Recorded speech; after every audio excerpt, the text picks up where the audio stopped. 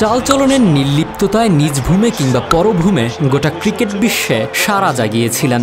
অনুভূতির প্রশস্তময় ভাবনার জগতে অন্তত ভাবতে বাধ্য করেছিলেন এভাবেও ক্রিকেটটা খেলে 22 গজ আন্দোলিত করা যায়, সহস্র মানুষের ভালোবাসায় সিক্ত হওয়া যায়, হৃদয়ে জায়গা করে নেওয়া যায়। বলছি হাশিম আমলার কথা। দক্ষিণ আফ্রিকার ডারবানে জন্ম, কিন্তু হাশিম আমলার পূর্বপুরুষরা আবার ভারতীয়। তার দাদা ছিলেন গুজরাটের সুরাট শহরের বাসিন্দা। পরবর্তীতে আমলার দাদার 3 ছেলে থিতু হয়েছেন 3 ভিন্ন দেশে। হাশিম আমলার বাবা হয়ে যান দক্ষিণ আফ্রিকার বাসিন্দা, আর সেখান থেকেই হাশিম আমলার বেড়ে ওঠা 22 গজের ক্রিকেটে পদার্পণ। হাশিম আমলার ক্রিকেট ক্যারিয়ারটা শুরু হয়েছিল স্কুল ক্রিকেট দিয়ে। সেই ধারাবাহিকতায় বয়সভিত্তিক ক্রিকেটেও সুযোগ পেয়ে যান দ্রুতই। 2001 সালে ডাক পান দক্ষিণ আফ্রিকার অনূর্ধ্ব 19 দলে, আর 2002 অনূর্ধ্ব 19 বিশ্বকাপে প্রোটিয়াদের অধিনায়ক নির্বাচিত হয়েছিলেন এই ক্রিকেটার। এরপর আর পিছন ফিরে তাকাতে হয়নি আমলাকে।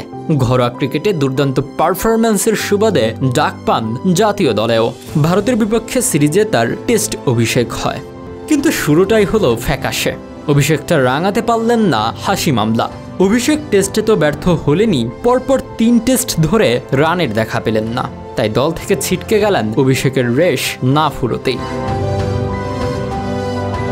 হাশিম আমলা এরপর ফিরলেন প্রায় 1.5 বছর পর, আর সেই দীর্ঘ বিরতির পরই দুর্দান্ত এক মোড় নেয় হাশিম আমলার ক্যারিয়ার। টেস্ট ক্রিকেটে তো আগে থেকেই দুর্দান্ত ছিলেন, সেই রেশটা তিনি টেনে এনেছিলেন ওয়ানডে ক্রিকেটেও।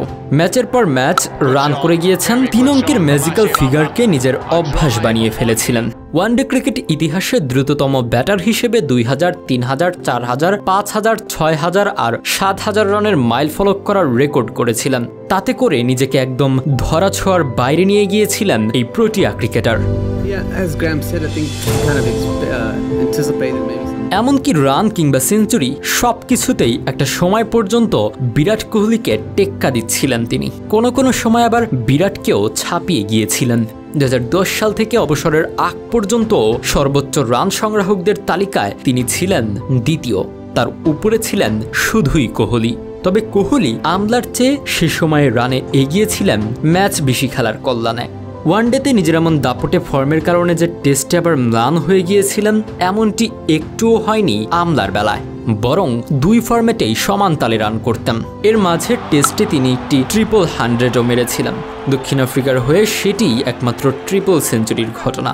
ইংল্যান্ডের বিপক্ষে 2012 সালে সেই অপরাজিত 312 রানের ইনিংস খেলার পথে আমলা ক্রিজে সময় কাটিয়েছিলেন 13 ঘন্টা 10 মিনিট।